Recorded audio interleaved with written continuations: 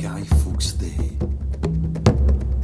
Guy Fawkes Night, altrimenti chiamata Bonfire Night, è una celebrazione che ricorre il 5 novembre.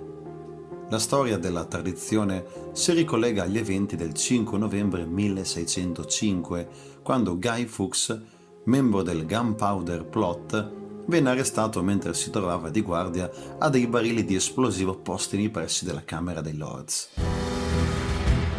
È una celebrazione nazionale che commemora il tentativo fallito di Guy Fawkes e altri complici cattolici di far saltare in aria il Parlamento d'Inghilterra.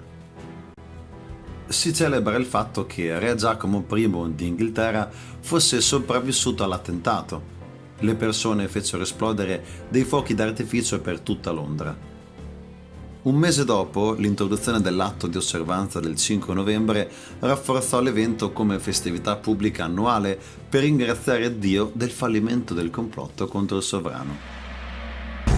I coloni esportarono la Guy Fawkes Night anche nelle colonie d'oltremare, incluso il Nord America, dove la festa divenne nota col nome di Pope Day.